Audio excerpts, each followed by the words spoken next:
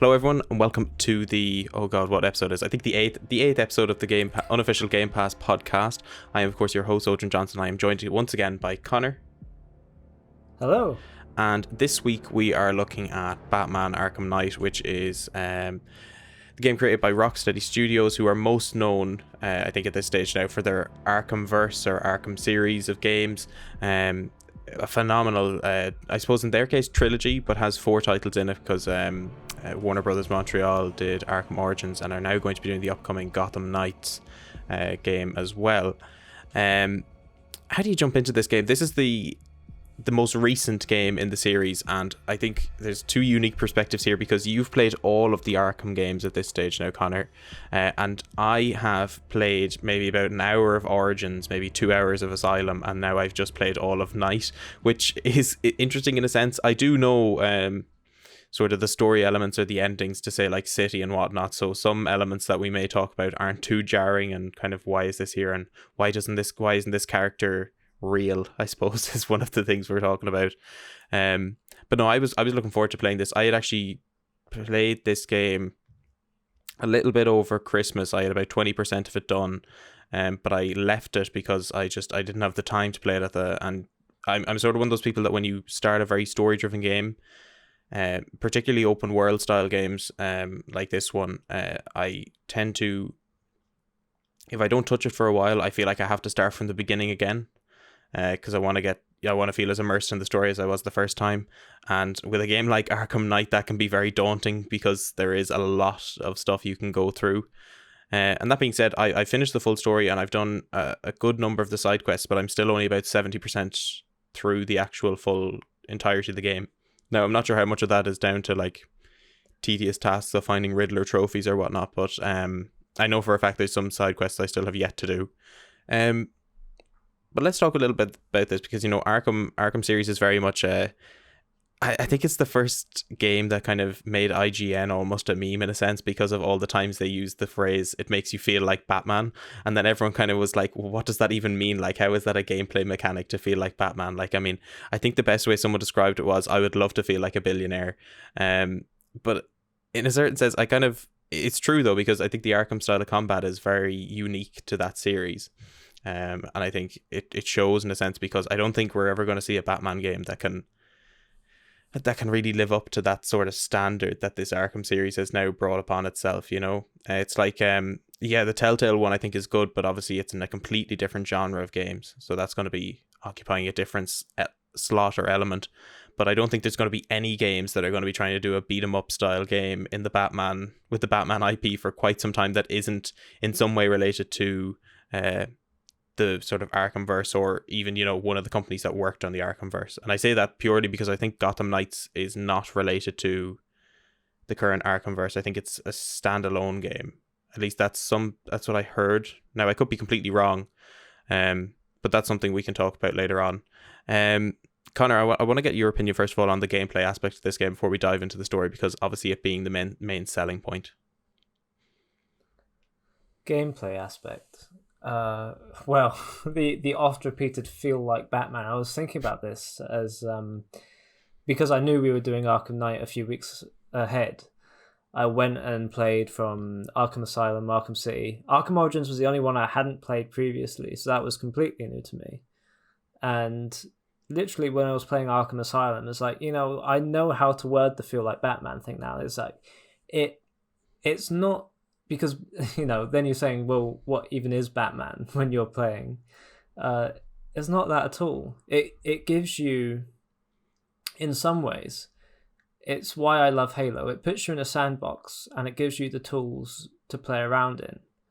And the way it makes you feel like Batman is that you can be the Batman you want to be. You can play it however you want to play it. And that comes through really in the stealth rooms where there are, you know, armed goons walking around, and you've got to dispatch them however you see fit, whether it's through environment interaction, whether you just go up behind them and choke them out. There are so many different ways to play that actually when you walk through a tunnel and they all see you and they turn to face you and they go, it's Batman. That's why it feels like that when you drop in on them. It's like, how are you going to encounter this room of enemies? And then whatever way you do it, it's like a role playing where it gives you the tools to be the superhero you want to be, which is really important. And I think that's why it's so successful. It's not just a game where it gives you like a very linear button mashing tool. Even the combat's not even button mashing. You can decide to only counter people. One of the things I used to do when I was really younger is that I'd just stand with all the thugs around me and I'd wait for one of them to try and hit me, and then it would just be like, look, you're trying to hit me, but you can't even get close, so you might as well give up. And that's the sort of role playing where you can like imagine kind of what Batman's thinking and what they're thinking. It gives you the tools to role play, basically. Yeah, no, that's true in a sense. I suppose I didn't really think of it like that. But that is an interesting way you put it across, because, you know, I think for a lot of the time when people think about, you know, role playing, in a sense, it's very much like the typical sort of Skyrims or Fallouts where you have your sort of multi-based dialogue or whatnot. But a lot of the time, I suppose, role play in a sense can be just the individual acting out how they think a character would. And I think for certain elements as well, since Bruce Wayne or Batman in this game is obviously integral to the story, but he doesn't really have as much of a personality that would make you disconnect with him in any of the actions that you may choose to do.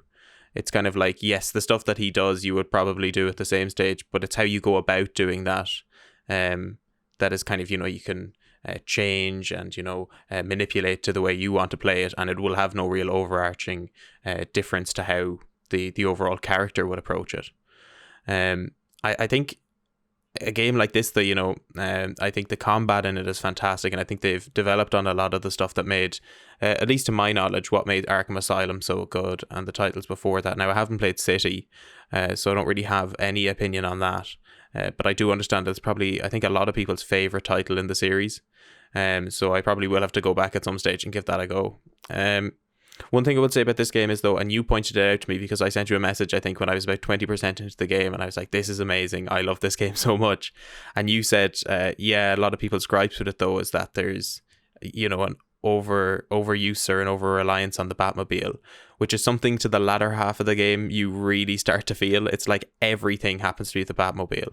And, you know, there's brief moments of, you know, hope in the story where the Batmobile is immobilized and you think, finally I'll get to do some stuff as Batman, but then it's like 2 seconds later you get a brand new Batmobile and you're like, what the hell? Like, so yeah, I think especially what Rocksteady did was they saw they had a new mechanic that possibly wasn't able to be fully utilized on, say, the 360 or the PlayStation 3, and they thought, well, we need to make the most of this now. And I think what they ended up doing was, unfortunately, creating almost a gimmick in the game that players grew resentful of because of its overuse. Because I find the most enjoyable parts of Arkham Asylum is much like, you know, with Marvel's Spider-Man on the PlayStation, is when you're just, you know, soaring through the city, you know, grappling from building to building and getting to your locations. The Batmobile can be, I suppose, an easy way of just, you know, okay, I want to get here, let me just go. But the real enjoyment out of it, or the real like feel like Batman element to it, is going across building to building and then maybe encountering a group of thugs along the way or whatnot.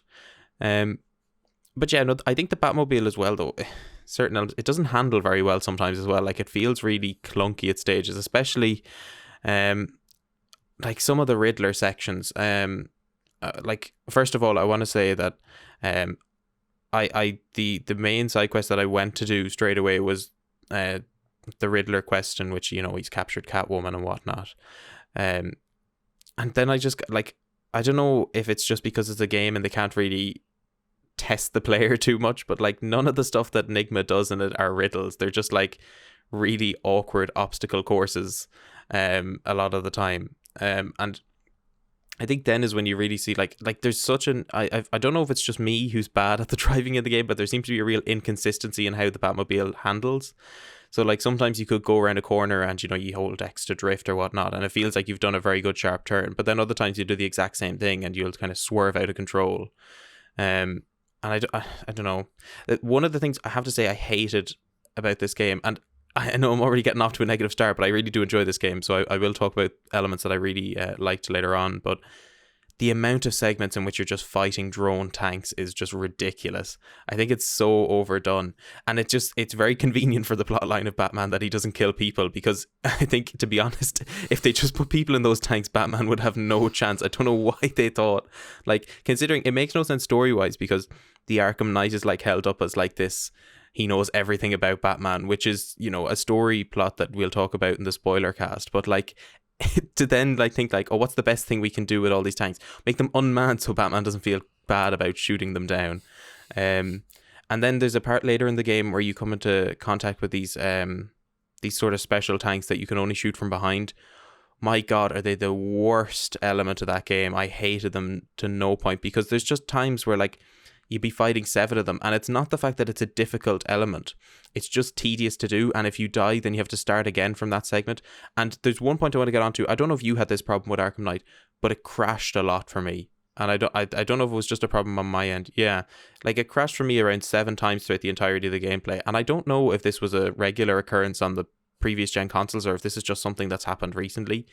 But like, if you're in the middle of a section like that and then you crash, like I almost lost the will to play or to go back and do that again. Like, I'd take a break and I'd be like, I do not want to play this right now. I don't know. So how was your sort of experience with the crashes? What were you playing on? I was on Series X for the entirety of it. Sorry, what console you dropped out there? I was on the Series X for the entirety of it.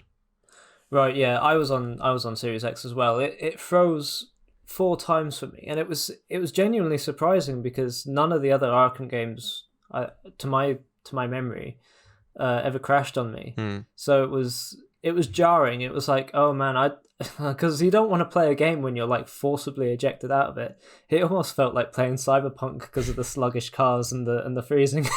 It was never as bad.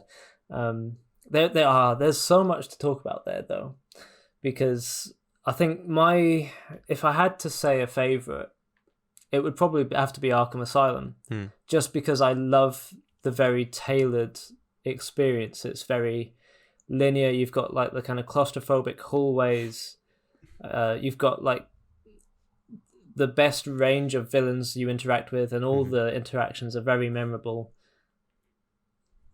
I think it almost like less is more, I feel. Yeah.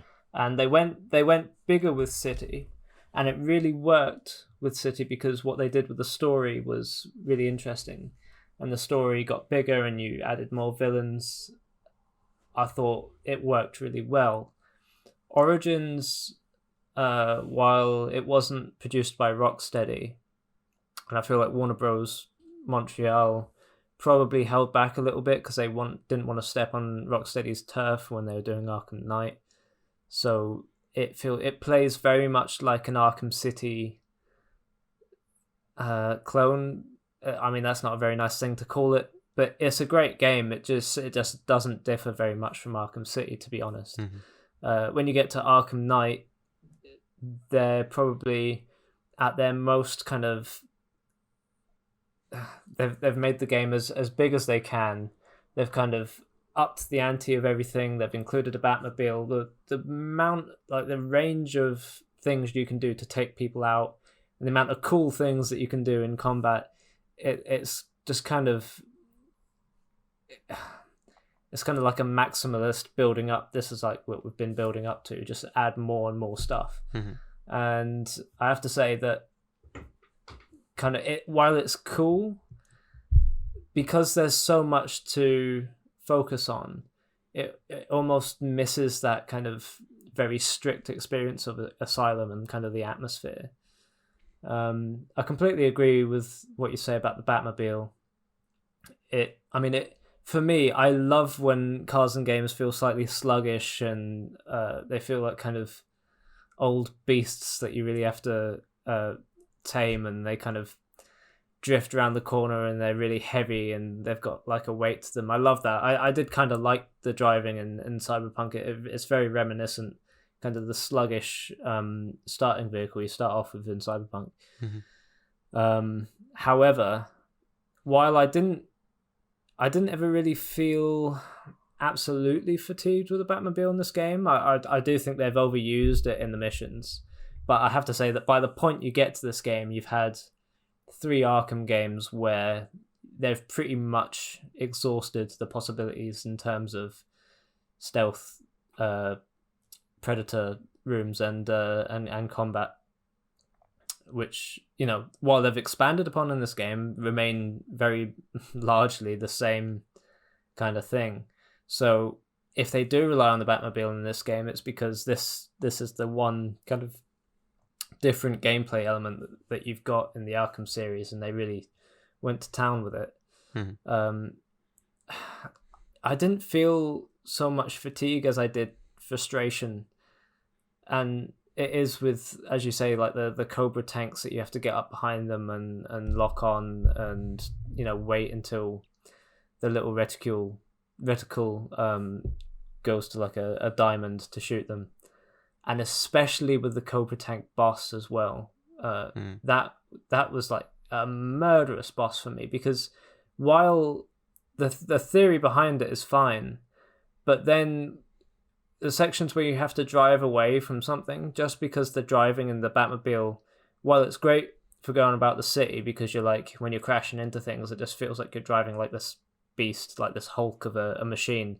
When you have to do like precise turns and get away from something, it really shows like how badly you maneuver that thing. Like it is just utterly frustrating, because you're just asking to be dead. Yeah.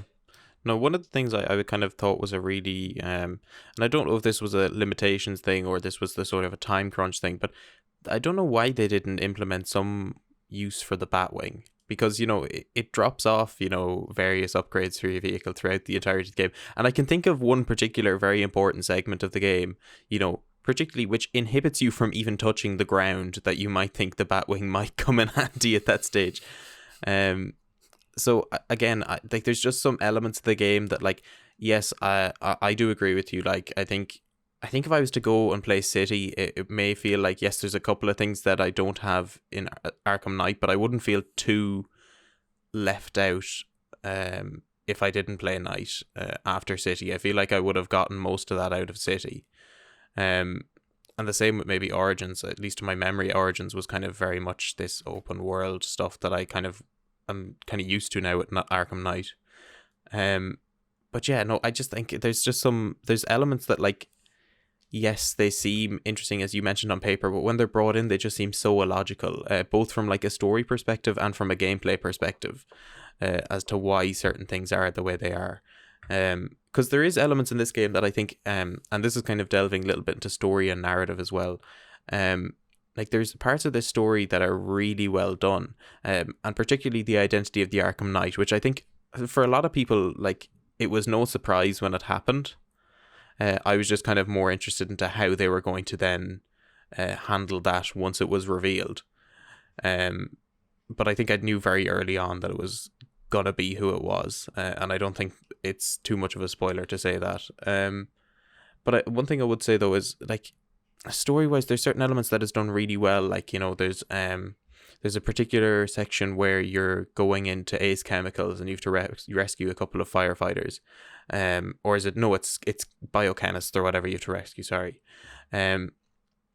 And there's one element where you're saving this guy, and the Arkham Knight drops in with a group of forces, and he's kind of explaining that, you know, don't aim for the bat symbol, aim for, I think it's the shoulders and then the gaps where the plates meet or something like that.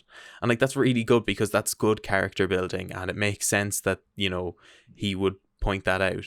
And then there's also the bit later on as well where it's like, oh, he doesn't kill people, so wear these bomb strapped vests on.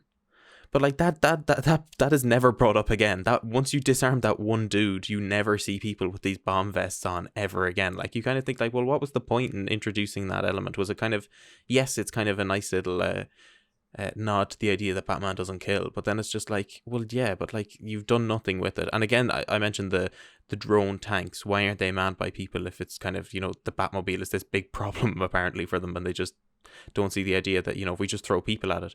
Not to mention, I think it's a really lazy way that they've done the way in which you hit people. They just kind of fly off into the distance, electrocuted. It's like, yes, that person is still dead. Like they have been hit by a car going at like 60, 70 miles an hour. Like, so it's not like anything is like off limits. I think it's really funny, and I was having this conversation there recently because there's such obviously I think in comics and in like movies you can kind of get away with the trope of, okay, Batman doesn't kill, because you don't need to have him like fighting a load of like people at the one time, and there's no element where the viewer is in control of what Batman does, so you can't really like, you can't be like, oh, what would happen if Batman just went up and like shot this person? So like there's bits they've obviously got to go around, and this shows up a lot as well in the Spider-Man games as well, because like Spider-Man flings people off buildings and it's just like, well, this guy's definitely dead, but then like I think there's an interesting mechanic in which if someone goes too far off the ground or something, an automatic web will just come in and web them up onto a wall or something, so they're not dead.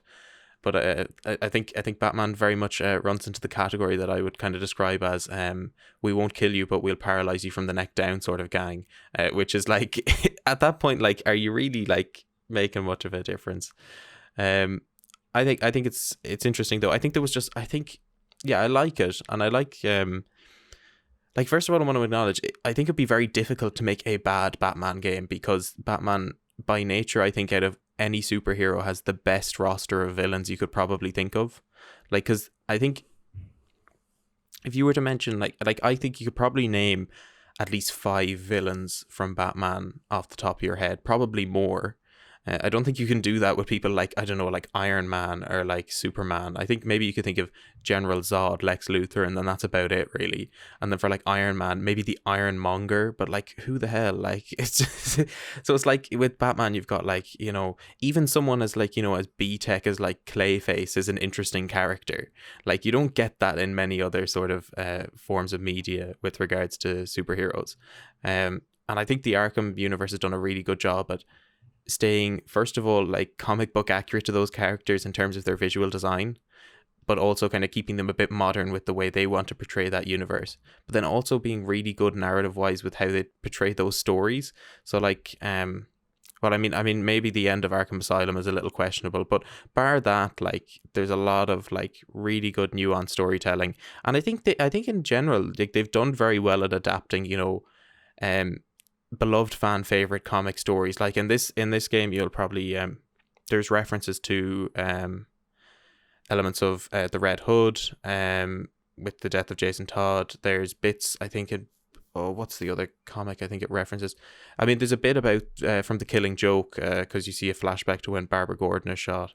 So there's lots of, I think they've done it really well, and they've made a gritty game that at the same time is fun to play. So they've striked the balance of keeping Batman dark, but also an engaging player experience. Kind of on story wise though, what did you think of the whole premise? Because obviously, it's no spoiler, obviously Scarecrow is the main villain of this game, and Scarecrow's a hit or miss character for me, because the way he's being portrayed in like certain elements of like media or whatnot, he's either really well done or just lacks, or just people kind of think like, oh well, he's this guy with a mask. I didn't really like his iteration in the Nolan Batman films. I think he's kind of poor in that sense. He's kind of just a side character, but he's kind of put center stage here. So I kind of want to know what your thoughts are on it. Well, the Scarecrow we see in this game is very different to the Scarecrow we see in Arkham Asylum. It becomes impossible to sort of relate them both. I think that the one in Arkham Asylum, obviously we couldn't see his face, we could only see the mask, so it sort of dehumanizes him and makes him something other. And every time we fight him, he's in the vision as like a huge scarecrow where you have to kind of get around without you appearing in his gaze, and shine a bat symbol onto him. Mm-hmm. I like that Scarecrow a lot, but it didn't have the weight or the impact that this Scarecrow does. So I think this Scarecrow in this game is voiced by, I think, I might get the name wrong, I think John Noble, who quite a famous actor who was in Fringe, and he was also in LA Noire as well. I don't know if I've got that name right at all, but his voice is amazing. His acting is great. I really love what he's done with Scarecrow, but it is jarring going from Arkham Asylum to Arkham Knight and seeing this Scarecrow, because it's completely unlike the other one. The actual design of Scarecrow, I think because he gets mauled by Killer Croc in the first one due to Batman chasing Scarecrow into the sewers. So I think he's actually fashioned his face to look like his old mask, which I don't know if like that's medically impossible, because like there's like skin missing from his face and you can see his teeth.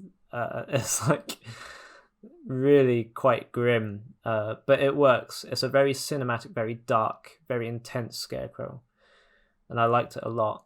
The one thing that disturbed me a little is that the similar sounding voices of Scarecrow in this game to the voice of Hugo Strange in Arkham City is every time I heard Scarecrow's voice to begin with, I thought it was Hugo Strange. I was just like, I don't know. The voices were very similar, and I hadn't quite associated John, if that's his name, John Noble's voice in my head yet with Scarecrow. Yeah. That said, I love that Scarecrow is the main villain of this game, because I think he's always... it's nice to see him in the spotlight a little bit. His kind of... His place in this game is a little overshadowed by a different character who I don't know if we're going to talk about, because to talk about them would sort of reveal a spoiler. But certainly when you're exposed to Scarecrow's fear toxin, I think we can talk about it. It's not that far into the game. You think? Yeah, I think it's because I think anyone will know if they've seen anything to do with Arkham Knight that he's in it. Well, anyway, yeah, it's hard not to talk about him. Joker plays a large part of this game, and obviously he died at the end of Arkham City. So the way that they've had to incorporate him in the plot is, I think it's clever. I think it works. Unfortunately, my point was just that every time you're exposed to Scarecrow's fear toxin, all it does is provoke the Joker to come into those gameplay moments, where it's just like, you go from the beginning where you're a police officer exposed to Scarecrow's fear toxin in a diner, which is a fantastic opening, by the way, other than seeing Joker's body cremated and actually getting to do it on the controller. And, the monstrous figures that you see when you're exposed to that toxin, it's really scary, and it reminds you of Scarecrow, like, aesthetically. Then to have Scarecrow's fear toxin bring out the Joker in you every time, it's just like, well, I like that you've given Scarecrow the spotlight, but actually Joker's kind of taking over kind of every moment that Scarecrow has to shine. So it's like a double-edged sword. Double-edged sword. I like the Arkham Knight. I think the reveal is well done. I will say that due to this game's kind of, I think it expects you to do a lot of the side missions, which is where the other villains kind of reside in their own off the main track stories. If you're playing Arkham Asylum or you're playing Arkham City, the main storylines of those games take you around kind of all the different characters and villains in the Batman universe in a really satisfying way. And if you're playing Arkham Knight, it's very apparent that if you're just playing the main storyline, you're exposed to kind of very quite strictly Scarecrow, the Arkham Knight, and the instances of the Joker. And I think when you look back at this game, if you don't do the side missions, you're going to think of it as, the one where you're fighting Scarecrow, the Arkham Knight, and their unlimited army of drones the whole game. Yeah. Yeah, no, that is true, I suppose. I think that's one of the almost difficult elements of trying to do an open world game, is that yes, you have a very core story that you kind of need to tell, and then you have your sort of side missions, which I think works well for anything that isn't really Batman, to be honest, or at least similar to that sense, because you've got so many iconic villains that, even if they're in a small side quest, they're going to be memorable. Like, I think at least for Two-Face, I think the entire side quests for him are just very much stopping a few bank robberies. But the whole, I think, weight of which that character holds is already intriguing to anyone who's a Batman fan, or even just a standoffish superhero fan will know kind of that iconic look of Two-Face. So yeah, I take that as a point, and I think it's difficult. I think it's only a problem to this game. I think, or at least it's only a problem to sort of games that have a similar sort of standing in media history like Batman. I think it'd be similar if we had like a Star Wars open world game, and like you're very much like, I don't know, maybe the thing was very much focused on like, let's say, for example, if we had Jedi Fallen Order and the main story went the way it did, and then there were certain, I don't know, side quests where you could go and visit Yoda, or you could go and visit Obi-Wan, it'd be like, yeah, if you didn't experience them, you probably wouldn't get the full experience of that game, because of those sort of small characters that are so integral to sort of external factors in that universe or in that media or whatnot. But saying that though, I think I really do enjoy the sort of the main story, like the one with regards to, say, the Joker, Arkham Knight, and Scarecrow. And I like the dynamic between the Arkham Knight and Scarecrow. I think it's really interesting because I think they've got polar opposite sort of agendas, or at least styles in which they want to complete those agendas. But it's the one hatred of Batman that kind of brings them together. I think particularly as well, I think the voice cast in this is amazing. And I know there's been a lot of talk about, I think you mentioned to me the other day that obviously 12 Minutes has, I think, Willem Dafoe and like Mark Hamill and a load of different people in it. And only kind of going back to this, then I realized, well, like a load of games have had, fantastic actors in them that are, known for, say, stuff in like the film and TV industry. Like Mark Hamill voices the Joker in this, Kevin Conroy still voices Batman. Those are the kind of the two iconic voices for those characters, I think, from the animated series anyways. So people have the most sense of, like, if you were to hear the Joker or hear Batman, that is the voice you would want to hear. Obviously, video game voice actor extraordinaire Troy Baker is also in this game. He plays the Arkham Knight. And I think he also plays Two-Face as well. So there's like, I mean, yeah, you've got your mix of, like, I suppose the man who makes up 50% of the games industry and like other actors as well. Laura Bailey's also in it at one point. I'm not sure exactly which role she plays. It might be Oracle, but I don't think so. But yeah, no, I like the way. I think the one thing I'm kind of disappointed about this game is there's elements in which there's sort of team up gameplay, which I'm not sure you can kind of verify this. Was this sort of established as sort of a normal thing in Arkham City? What are you talking explicitly about the combat where you're able to team takedown? Yeah. So I'm just trying to remember, actually. It wasn't present in Origins or Asylum.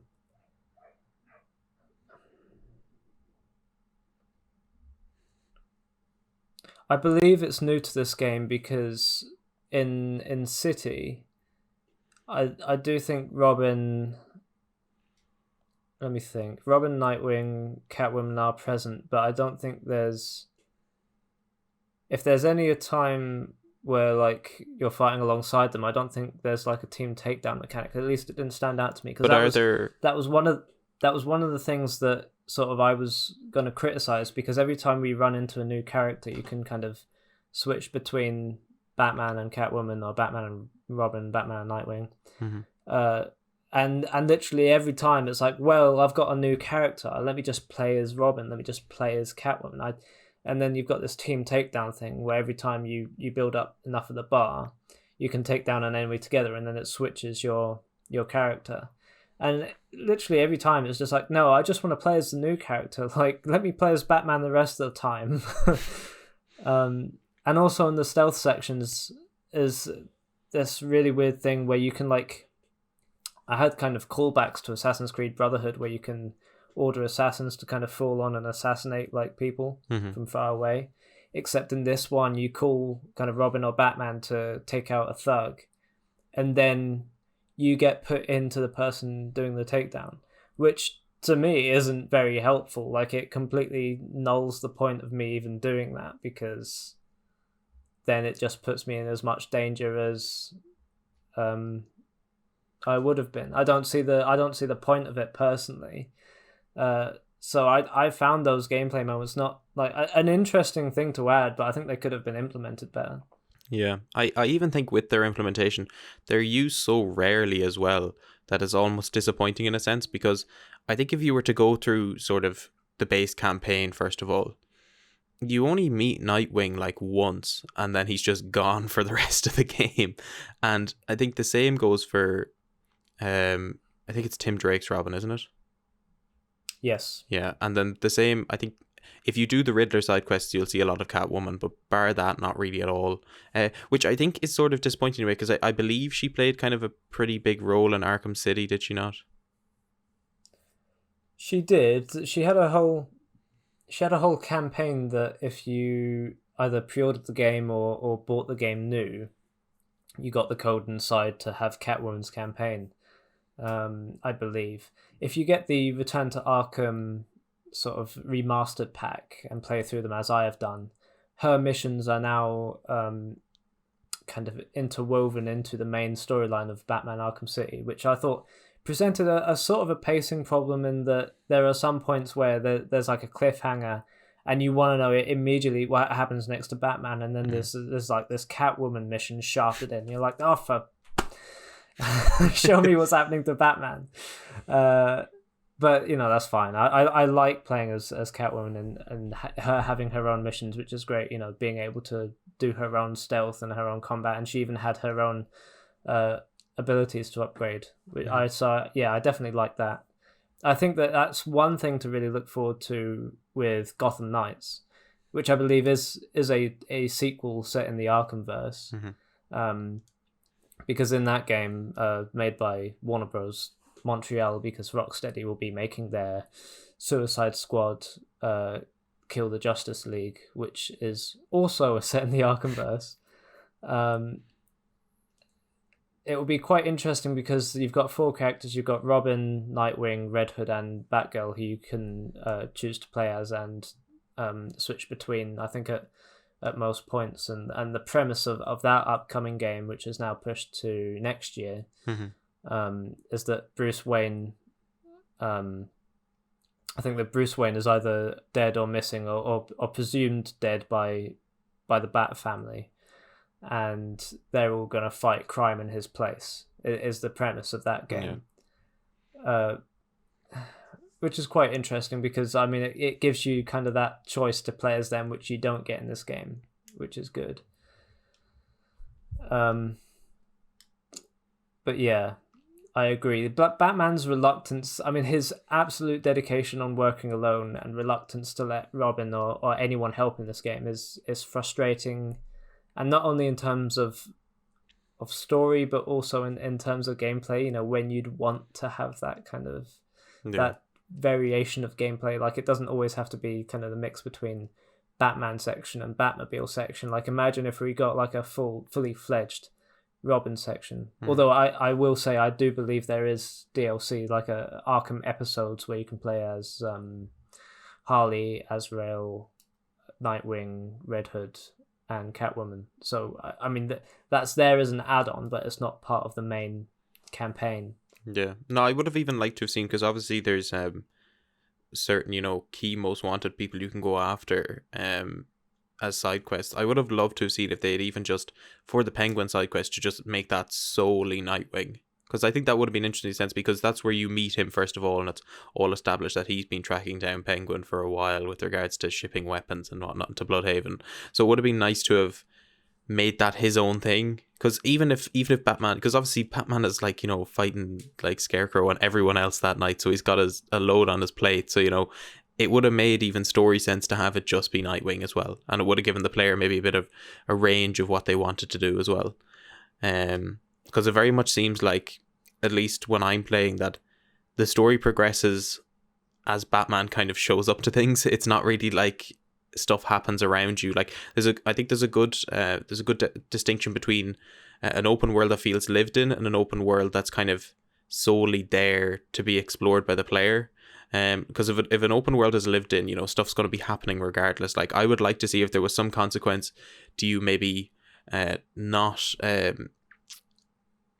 tracking down Firefly when he's burning down a fire station or whatnot. Maybe there was something to that, or maybe it was like brought up in dialogue. Oh, some other character had to go and do that. Maybe it might have been Azrael stopped this person, or Nightwing stopped whoever. I think that would have been an interesting sort of mechanic to play, because to me it kind of seems like, yes, there's so much depth that can be explored in this world, but it's very much just like, it feels like stuff only happens if you're around it. Like, I think it epitomizes the whole thing of like, if a tree falls in the wood, like, does anyone really hear it? Like nothing seems to happen in this world unless you seem to be there.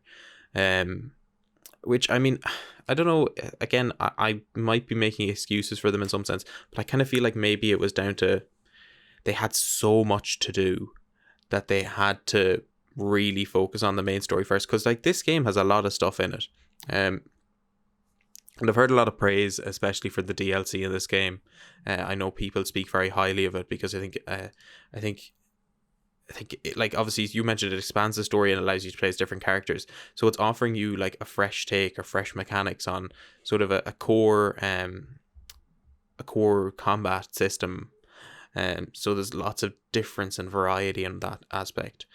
So there's definitely a load of creativity with Rocksteady. Like, they I think they've got it in bucket loads. Like, I think maybe sometimes they try to overextend themselves, and then by doing that they end up, as we mentioned earlier, and this kind of maybe loops it around, is they end up prolonging mechanics such as like the Batmobile or whatnot that people aren't too fond of, for the sake of having to get from story point A to story point B. But yeah, I'm kind of struggling. What else is there to talk about with this game? I think, actually, I have to mention some elements. The game's music is really good. I think I think particularly in the scripted moments is when you get a good taste of it.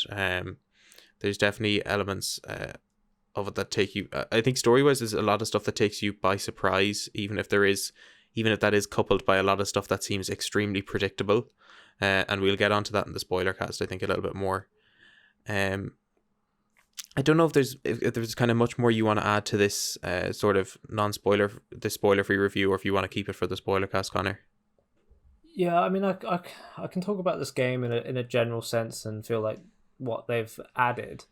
Your point about the open world not feeling very lived in, I feel like that particular point was most apparent in Arkham Origins. I think Arkham Asylum did it well, because you'd be backtracking through various parts of the asylum, and like a new event or encounter would take place in those places where you'd already been, which felt like, it felt awesome, because it felt like the environment was constantly changing, and the criminals were getting further in their plans all the time. Arkham City, they obviously allowed themselves, as this game does, to do what it does, because a section of the city has been cut off from Gotham, so that the criminals inhabit that part of the city. So there doesn't have to be kind of live streets or anything. And in this game, it's assumed that most, if not all, of the civilians of Gotham have evacuated. Mm-hmm. It's most apparent in Arkham Origins, which is supposed to take place on Christmas Eve in Gotham, because there's like literally no one on the streets but the police department and the criminals. It's exactly like Arkham City. You're just thinking, where is everyone? There's no cars on the road. Like, I know it's Christmas Eve, but you still see cars on the road. So I mean, it works in the other games. In that game, it's a particular blind spot. But mm-hmm. I will say in this game, like, the amount of stuff at your disposal, I mean, it's the biggest Batman game. If you want like the most expansive, most cinematic Batman game, this Arkham Knight is the game to play. And of course it's like current gen, so obviously you're going to want to play it. I mean, I don't know why it crashed so much on our Series X's. I even reinstalled it thinking, maybe it didn't install properly, and then it crashed again. So it's like, well, this is just peculiar, because I think Rocksteady is better than that, and like certainly all the other games played fine. So I can't say why. The combat feels really good. Because I'd gotten to a place where I'm not very good at the combat in Arkham Asylum because, or maybe if I went back I would be, but that combat does feel challenging but fair. Arkham City and Arkham Origins, I got to a point where I'd basically mastered those combat systems. Like I knew what to expect, I knew what to do to win every time. I think this game does a brilliant job of introducing so many different types of enemies where they all play their role in the combat very well. And there's, because of the abundance of objects and types of enemy around you, you can be doing well, and then obviously I've spoken about this in a previous episode of Yakuza, I think. No, maybe another one, where you kind of get into the flow of combat and you're doing really well, and then a stray hit will knock you out and send you back to the beginning, and you'll lose your combo. And there's so often in the combat where you can get a stray hit because there's just so many variables, like pure abundance in this game. But the combat is very interesting because you've now got charging enemies which will tackle you, and you'll have to beat off you. You'll have have environment interactions, so you can like cut a light, like a lamp, and fall into like someone's face, which is awesome every time. You can have Batmobile assisted takedowns, where like a riot suppressing round is shot into the enemy. I do agree with you. The Batmobile running into people at high speeds and shooting kind of suppressive rounds at kind of a high velocity doesn't really seem like the Batman who does not kill. But we'll skip over that point. So the combat feels good. It feels challenging. If you feel like you've mastered the previous games and you get to this one, it certainly knocks you back and forces you to step up, which is fantastic. The stealth sections I actually got a little bit frustrated with in this game, because I found them really rewarding in Arkham Asylum, because the ability to smash through like a ceiling window onto an enemy, or spray explosive gel and blast that wall into them and just go around and kind of annihilate them one by one. Again, I think it's that less is more thing, where it's just like, I get to take out these enemies how I want, and if I do it well, I won't be seen. Arkham City introduced a few more things where they have jammers, so you have to take out certain people first, and there's kind of more elements. I think by the time you get to this game, and there's like sentry turrets, drones, scanners that can detect if you're using detective mode, mines that can be placed on gargoyles. It almost feels like the enemies have too much, and especially when they're all in groups and they're all going to be able to see me, is I don't know how to tackle them. And this is a question I will put to you, because like, how do you tackle a stealth mission? Because I always feel like what I'll do is I'll try and pick them off one by one with just a silent takedown if I can. I'll hide in grates, I'll hide on gargoyles. If I can get down to spray explosive gel, I will. But there's not many opportunities where I feel I can do that just because they're going to see me. And so what I ended up doing, just because I didn't feel the game rewarded me enough for playing smartly, and maybe I should have played on the hard difficulty rather than normal, is that most of the time I will just go down, like drop a smoke pellet, grapple their guns off them and just punch them. Like, least obvious way, always get shot, very high risk of dying. But I mean, I'm lazy. How are you gonna reward me and force me into playing smartly? But how would you usually take out a room? It's interesting in a sense. I think I tried to stay, I suppose, silent most of the time. I definitely think that there's, like, I think if you get down to one or two, I might just go in and finish them off. But like, I think there's a weird sense, because sometimes the AI in this game can be kind of stupid. Like, because I remember very much near the end game, there was one room I was in, and it had two two vent entry points. And I went into one, and there was about a group of 3 people walked into the room. I silent took down one while the other 2 were looking at me, and they didn't react until I had finished the takedown. I then hopped back into the vent and went over to the other one, and then waited like 2 seconds until they like completely just stopped looking for me.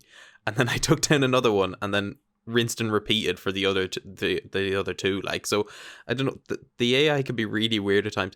But then there's some times where I feel like when I'm engaged in combat, and especially near the end point, and like you're fighting like near the end, before you finally encounter Scarecrow again, you're attacked by like a large group of enemies in the open, and like there's times where, because whenever I was fighting, I used to always try and prioritize the medics, because once you take them out, there's no chance of any of the people you've taken down getting back up again.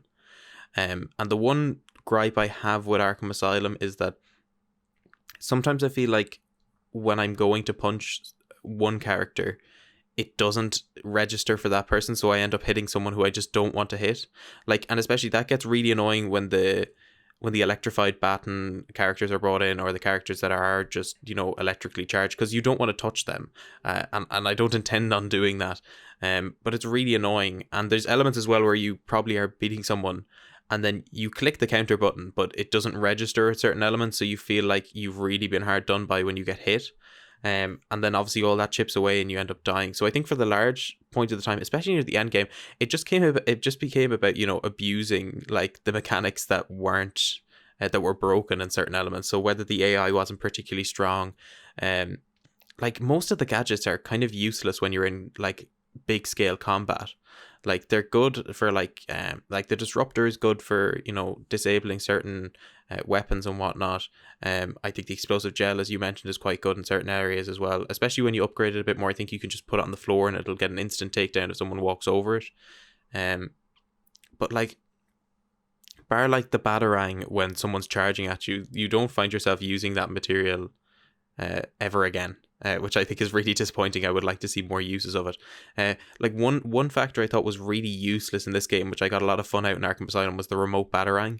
Like, you never use it. Like I always thought that, like, to me anyways, that was always sort of one of the staple gadgets of the Arkham universe, like, was the remote Batarang, because it was used for so many puzzles in the originals. But now you don't really see it as much unless you're doing like a Riddler side quest or whatnot. But like, yeah, no, I don't know. There wasn't really any way I approached it. It was just kind of the easiest way to do it, because sometimes the combat felt, yeah, it feels satisfying when you, like, I don't know, you get a no-hit bonus from, you know, fighting a load of people. But like, that's so few and far between, especially late game in certain elements. And in one particular boss fight with the Arkham Knight, like, you just feel like everything's against you, because they seem to have just laser accuracy every one of the enemies. And I get that they're trained soldiers and whatnot, but even the criminals have that as well. Like, so you're kind of like, well, how do I win here? Like, you know, Batman doesn't feel very Batman in certain areas of the time. And some ways actually Batman could face stormtroopers. Yeah, but like, some ways though, I do want to say it's kind of good in a sense, because it does ground it a bit more, and it makes you think about what you're trying to do. And I feel like it would be a lot better. It would feel a lot more rewarding if it wasn't for the fact that some elements of the combat are fundamentally either quite broken or just don't work in the way I think they're intended to. Like, I don't know, maybe I'm describing it poorly, but that's certainly the sort of impression I got with it anyways. Yeah, I do get what you're saying. I certainly found myself, I will say, in the stealth mission, to go back to your exploiting the grate, I did have that moment where, you know, you go back and you hide, you take out another one, and you do that until like 5 people are incapacitated. It's just like, yeah, I'm being super lazy here, but it works. I think, unfortunately, the game does have that problem. Is like, if you have a lazy fix, you kind of rest on it. And so at the end, like, I was using the voice imitator to kind of, you can imitate sort of Harley or Arkham Knight's voice, and it will work on their thugs, and you can say, oh, go check that grate over there, and then you can just take them down from a gargoyle or something once they're under you. It it was at its worst in Arkham Origins, where you had a sort of a gun that could shoot grapple lines, because you could shoot a connection onto an enemy's back, shoot the other half onto a gargoyle, and the force of them being kind of bungeed into that gargoyle would destroy them. And you had like kind of 3 shots of that, so you could just do that like 3 times, and that would be 3 enemies instantly out. I do like Disruptor, although I have to say, if there's only 3 enemies left, you're just gonna like disable their guns and go down on them. Go down on them was not the right choice of words there. I wasn't gonna say anything. I think one of the coolest things in this game is that the enemies do often react to what you're doing. I think that if you leave an enemy who can scan to detect your detective mode being on as the last person, and you leave detective mode on and you stand behind them, they kind of go, "Oh, see, I'm getting his location," and then he says, "Oh, it doesn't make sense. It says he's right behind me," and then they turn around and you knock them out. Like, that is awesome. I love that, you know, the options, kind of the abundance of options that you can do is great, but I don't ever feel compelled to use the full range of options, just because I think it's partly a failure of the environments to encourage that sort of play. Mm-hmm. And maybe they just wouldn't be realistic if they had kind of all the kind of nooks and walls that you'd want to see if you were going to take out a whole army of enemies with all the tools at your disposal. But most times it just felt like the environments were kind of incomprehensibly claustrophobic and really hard to navigate in a stealthy way. And what you're saying with the combat, I think I never use explosive gel in combat. I use the bat grapple a lot, especially on people with guns, and especially if I want to do that scorpion thing where it's like, "Come over here." I use the batarangs quite a bit. I use the electric shock things on the enemies where it encourages you to. But other than being encouraged, you just kind of take them out one by one. I know that you get kind of more XP for gadget variation, and the same with the stealth takedowns, but other than XP, I don't know how you would implement a way to encourage people to play more with experimentation. I suppose that'd be a question for the developers that they're probably always asking themselves. The Batmobile gameplay is probably the only thing that is one of the things we've talked about most, but the only thing that I haven't really delved deep on, probably because it feels very simple in its kind of. It feels very much like a Halo Scorpion, where you're kind of shooting the main tank blast, and then you've got a little machine gun, and you're kind of going from drone to drone. I usually focus on shooting at the turrets, and you charge up abilities that you can use.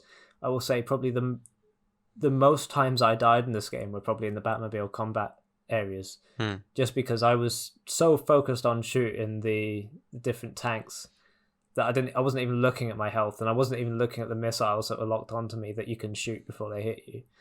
I was constantly stunned at how quickly the armor on the Batmobile went down. But